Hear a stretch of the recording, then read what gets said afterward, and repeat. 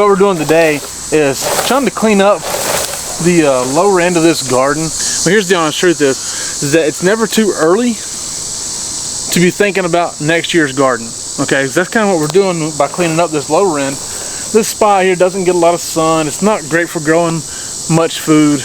We planted some stuff in it and a rabbit destroyed it. So it's just kind of vacant, barren, honestly, and unfruitful. So rather than let it stay unfruitful and let weeds grow up in it like it has been doing, I'm trying to clean it up a little bit, the best we can.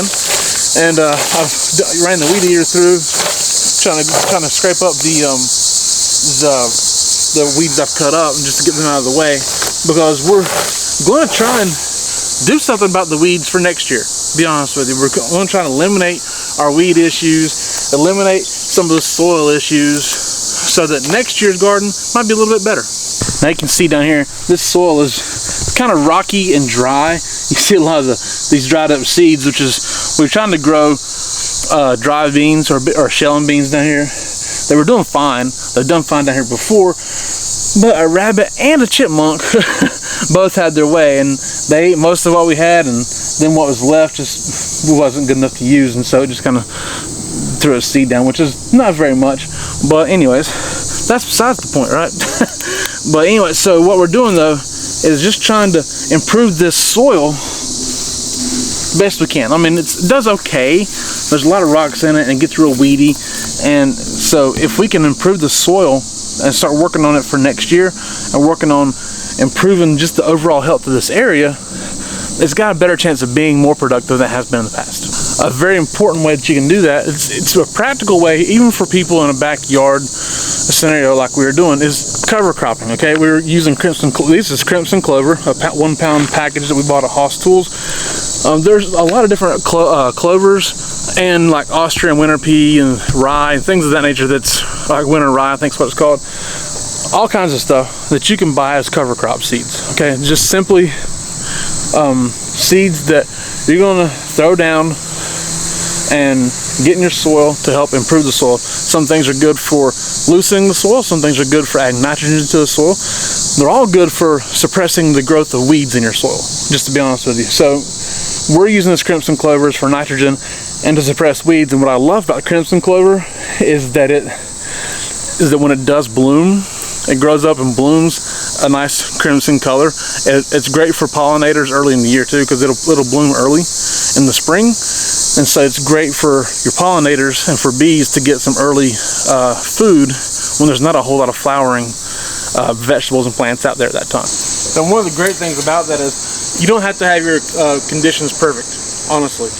You just have to have some space to throw it down in. So what I'm going to do first is just going to rake up the soil a little bit, just loosen it up, just make it decent enough to be able to take some seeds in. I spilled some of the seeds right here, so I'm going to just rake them in. To be honest with you, I'm just going to rake them right into that section, and that's really good. And you can do all that, maybe tear up a few of the weeds that you can pull up like that, and just prepare the area to take the seed in. That's a big deal. So then just a little rough job like that, and now you just broadcast your seeds. It's so simple. We got a full pound of them, we're just slinging it. Not a big deal. There's no fancy artwork to it. There's nothing, just don't matter. It's just, you're essentially just almost planting weeds in reality, but you're not. This is super beneficial, beautiful crimson clover, and you just broadcast it. This is really thick, to be honest with you, and that's okay. That's my intention. Is just to make it really thick. Very simply, take your rake and then rake it back in. Just rake it around a little bit. That's all you got to do. Not difficult in the slightest. Nothing to it.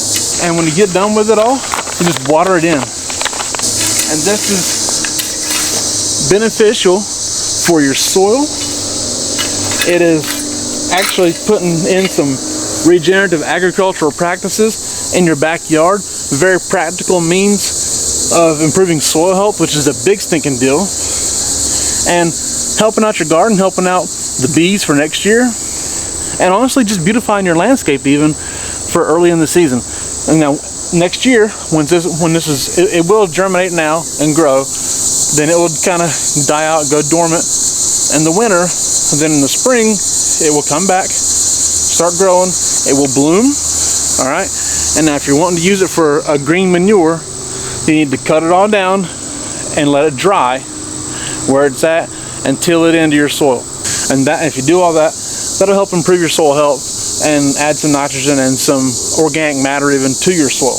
Again, if crimson clover is not what you're looking for, there's a lot of different cover crops you can use for various things, even for forage for your chickens, honestly. Like if we would put the chickens in here when it starts growing, my chickens could eat on it and it'd be super beneficial for them. So it's really a wonderful thing to add to your gardening and food growing endeavors. So thank you all so much for watching. Do appreciate it. My name is Jason. This is Art of Creation Homestead. We love y'all. God bless you and goodbye.